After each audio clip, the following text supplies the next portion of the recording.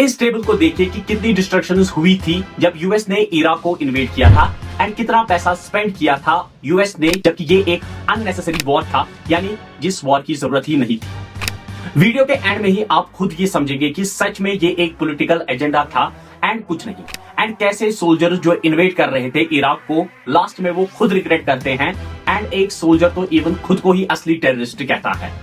Let's start the video. Chapter first, Saddam Hussain regime. Saddam Hussain rule कर रहे थे इराक को, तो कोई भी पॉलिटिकल फ्रीडम नहीं थी, यानी कि एक डिक्टेटरशिप चल रही थी उस टाइम पर इराक में। एंड इवन ये भी कहा जाता है कि थाउजेंड्स में इराकी कुर्दिश को मारा गया था सद्दाम हुसैन के जरिए से। बट यूएस का इसके साथ क्या वास्ता था कि इराक कैसे चल रहा है और कौन चला रहा है, एंड कैसे वो एक रास्ता ढूंढ लेते हैं इराक को इन्वेड करने का। Chapter 2, 9/11 attack. 9/11 का अटैक तो आपको पता ही होगा कि यूएसए की हिस्ट्री में ये सबसे बड़ा अटैक था एंड इस अटैक का blame directly Osama bin Laden पर डाला गया था। एंड उस टाइम पर उसामा बिन लादेन अफगानिस्तान में थे एंड तालिबान का रूल चल रहा था उस टाइम पर, तो तालिबान को हैंड ओवर करने को कहा उसामा बिन लादेन को।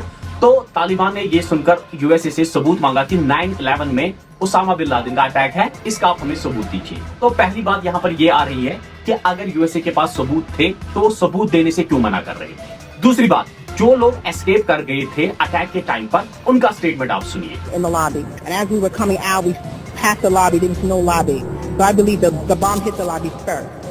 बॉम्ब्स, यानी कि लोगों को बॉम्ब्स सुनने को मिले थे एंड ये बॉम्ब्स किसने लगाए थे इसका कुछ भी पता नहीं। तीसरी बात, बिल्डिंग का ऐसे कोलैप्स करना, जैसे आप देख चुके होंगे वीडियोस में, मैं यहाँ पर नहीं दिखा सकता हूँ वरना डीमोनेटाइज हो सकता है वीडियो। तो प्लेन के क्रैश से ऐसे बिल्डिंग्स कहाँ डेमोलिश हो सकती है। अब देखिए, ये कहा जाता है इसके रिलेटेड जो जेट फ्यूल था वो बर्न कर रहा था क्रैश के बाद, तो उसकी वजह से इतनी हीट जनरेट हुई कि बिल्डिंग का पूरा स्ट्रक्चर गर्म और वीक हो गया। इसकी वजह से पूरी बिल्डिंग कोलैप्स कर गई, which is a kind of doubtful. Larry Silverstein, ये वो इंसान है जिसने ट्विन टावर्स को लीज पे लिया था, तो उन्होंने इसका टेररिज्म इंश्योरेंस लिया था एंड ये भी कहा जाता है कि 2 मंथ्स बिफोर ही लिया था। अब इस बात में कितनी सच्चाई है ये लैरी सिल्वरस्टीन ही कह सकते हैं, यानी कि 2 मंथ पहले लिया था या नहीं लिया था। बट आप ठंडे दिमाग से इन सारी चीजों को सोचिए एंड एनालाइज कीजिए कि कुछ तो गड़बड़ है। Chapter 3, cause for Iraq invasion. इस अटैक में इराक का कोई भी डायरेक्ट कनेक्शन नहीं था, बट ये कहा गया कि इराक अगले 9/11 को अंजाम दे सकता है एंड कुछ पावरफुल अमेरिकन लोग इस वॉर को चाहते थे कि ये वॉर हो जाए। एंड थोड़ा सा अगर मैं आपको पीछे की ओर ले जाऊं, अमेरिका और इराक के बीच में एक वॉर हुई थी जिसका नाम था फर्स्ट गल्फ वॉर, जो खत्म हुई थी फरवरी 28, 1991 में। But America general Saddam Hussain को हटा नहीं पाता है एंड फिर सैंक्शंस लगते हैं इराक पर, और सैंक्शंस में किसी भी कंट्री की इकोनॉमी वीक हो सकती है अगर वो कंट्री खुद अपने पैरों पर खड़ा नहीं हो सकी। एंड इराक के केमिकल एंड बायोलॉजिकल वेपन्स को खत्म करने के लिए यहाँ पर यूएन स्पेशल कमीशन की एक स्पेशल फोर्स को भी डिप्लॉय करता है, बट इराक रिमूव कर देता है इस इंस्पेक्शन को, ये कहकर कि ये लोग स्पाइंग कर रहे थे हमारे कंट्री में अमेरिका के लिए। एंड फिर आगे यूएस ने इराक लिबरेशन एक्ट पास किया। अब जनरल सद्दाम को हटाना यूएसए का एक एजेंडा बन गया था। एंड फिर इराक में डेमोक्रेटिक अपोजिशन ग्रुप्स को $97 मिलियन की असिस्टेंस दी जाती है ताकि इराक में डेमोक्रेसी को एस्टेब्लिश किया जा सके। Operation Desert was launched by the combined forces of the US and the UK to destroy the production of nuclear, chemical and biological weapons by Iraq. देखिए, यहाँ पर आपको लग रहा होगा कि यूएस डेमोक्रेसी को लाना चाहता था, बट एक टाइम पर ईरान में यूएस जो है वो डेमोक्रेसी को ही हटाकर यहाँ पर मोनार्की को लाता है, क्योंकि जो किंग था वो उनके हिसाब से चल रहा था। अब इस बात को मैं ज्यादा यहाँ पर डिस्कस नहीं कर सकता हूँ वरना वीडियो जो है वो ज्यादा बढ़ जाएगा, लेकिन आप याद रख सकते हैं कि उस टाइम पर ईरान में डेमोक्रेसी को हटाकर यहाँ पर मोनार्की लाया गया था यूएस के जरिए से, जो यूएस इस टाइम पर डेमोक्रेसी की बात कर रहा था।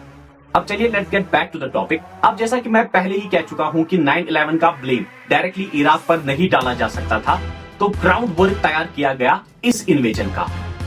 यूके से सपोर्ट मिलता है, फ्रांस और जर्मनी इसके खिलाफ थे।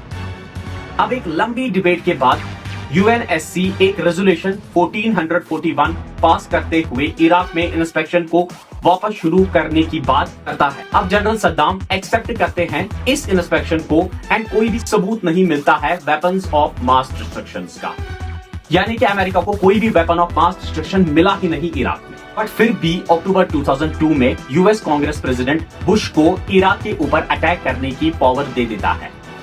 In 2003, US Secretary of State Colin Powell जिनका नाम था again presented the arguments for Iraq hiding its weapons.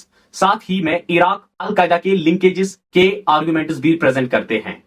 इस प्रेजेंटेशन के बाद यूएस एंड यूके समेत यूएनएससी के कुछ मेंबर्स इराक में फोर्स यूज करने का रिजर्वेशन पास कर लेते हैं, बट फ्रांस रशिया के वीटो के हाई चांसेस होने और कनाडा और जर्मनी से सपोर्ट न मिलने की वजह से यूएस इस रेजोल्यूशन को विड्रॉ कर लेता है। फिर 17 मार्च को जॉर्ज बुश जो है वो ये कहते हैं, Saddam Hussein and his sons must leave Iraq within 48 hours. And इस बीच दुनिया के कई देश एंड अमेरिका के कई खुद की intelligence and military officers president Bush को इस वॉर के अगेंस्ट वार्न करते हैं। यूएन इस वॉर को UN charter and international law के खिलाफ कहता है, बट अमेरिका कहां किसी की मानता एंड फाइनली ऑपरेशन इराक की फ्रीडम लॉन्च करता है मार्च 2003 में। 40 कोलिशन फोर्सेस लेकर इराक पर हमला करते हैं, एयर स्ट्राइक्स किए जाते हैं, शॉक एंड ओ की पॉलिसी अपनाई जाती है। ये आप समझिए कि ये एक ऐसी पॉलिसी होती है जिसमें सामने वाले पर ऐसे अटैक किया जाता है कि वो इसको बर्दाश्त ही नहीं कर पाए। एंड फिर अमेरिका ने इराक को पूरे तरीके से डिस्ट्रॉय कर दिया एंड आज तक इराक डिस्ट्रक्शन में ही रहा है, सिर्फ और सिर्फ इस इन्वेजन की वजह से। एंड शॉकिंग बात यह है कि कभी कोई वेपन ऑफ मास डिस्ट्रक्शन मिला ही नहीं। एंड फिर जनरल सद्दाम हुसैन को दिसंबर 30, 2003 में कैप्चर किया जाता है कि इन बातों के हिसाब से वो इराक में एक फ्रीडम फाइट लॉन्च कर रहे थे। एंड पहले तो शायद इराकी लोगों को लगा होगा कि यूएस सच में ऐसा ही करेगा, लेकिन फिर धीरे धीरे वहां के लोगों का भी भरोसा यूएसए से उड़ गया, क्योंकि यूएस इराकी लोगों के लिए आया ही नहीं था। एंड अब आप देखिए कि जनरल सद्दाम हुसैन के बाद इराक में कितनी इंस्टेबिलिटी आ गई एंड आज तक इराक अनस्टेबल ही है। Chapter 4 after Saddam Hussain. अब यूएस ने इंस्टॉल की एक टेम्पररी गवर्नमेंट जिसका नाम था CPA, coalition provisional authority. And जो पहला काम ये करती है कि it cleared out of people from the Iraqi state institution, जिसे कहा गया डिबाफिकेशन, एंड जिसमें टारगेट किया उन सबको जो लिंक्ड थे सद्दाम हुसैन की पार्टी से, जिसका नाम था द बाथ पार्टी।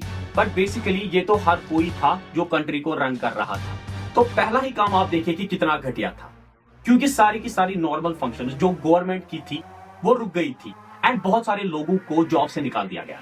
अब देखिए सीपीए का सेकंड मूव क्या था, डिसबैंड करना इराक की मिलिट्री को। और ये सबसे खतरनाक मूव था यूएसए का, क्योंकि मिलिट्री से लोगों को निकालना ये एक खतरनाक स्टेप साबित हो सकता है, क्योंकि बहुत सारे लोग अब गन्स के साथ थे और बहुत ही ज्यादा गुस्सा थे यूएस से। एंड सबसे बड़ी बात, ये मिलिट्री ऑफिशियल्स एक्सपीरियंस्ड थे, so many of them would become the network that would become the base in Iraq and then ISI. अब क्वेश्चन अराइज हो रहा है कि कैसे नया पॉलिटिकल सिस्टम डिजाइन होगा एंड इंट्रोड्यूस कैसे होगा। इसको क्रिएट करने वाले थे bunch of outsiders, mostly American official, basically जो अपोनेंट्स थे सद्दाम हुसैन। शायद आपको पता हो या ना हो, इराक में 3 किस्म के लोग रहते हैं, शिया, सुन्नी एंड कुर्दिश। बट पहले पावर जो था वो सुन्नियों के पास था, बट जो नया पॉलिटिकल सिस्टम बना वो इस आइडिया पर बेस्ड था कि इन ग्रुप्स पावर शेयर करें। Shia PM who always run country, Kurdish जो होंगे इसमें प्रेसिडेंट निकलेगा, सुन्नी जो होगा वो स्पीकर इन पार्लियामेंट होगा। एंड जो पता ही है हमें कि इराक के पास है ह्यूज ऑयल रिजर्व्स जो बनाते हैं billion of dollars every year end fund करते हैं गवर्नमेंट को, but it is mostly politicians who got the benefit. देखिए ईरान और इराक एक लॉन्ग बॉर्डर शेयर करते हैं एंड ईरान भी शिया मेजोरिटी कंट्री है एंड इनकी भी मेजर रिवरी यूएस के साथ ही है। तो ईरान और इराक का दोस्त होना ये तो एक कॉमन सी बात है। देखिए स्टेटमेंट को, Saddam Hussein's violations of human rights. Violation of human rights की बात कर रहे हैं। फिर आप देखिए खुद कि इराक में इन लोगों ने क्या किया एंड बुश की इस स्टेटमेंट को भी सुनिए। The reason I keep insisting that there was a relationship between Iraq and Saddam and Al-Qaeda because there was a relationship between Iraq and Al-Qaeda. But before US invasion, Al-Qaeda had not established in Iraq.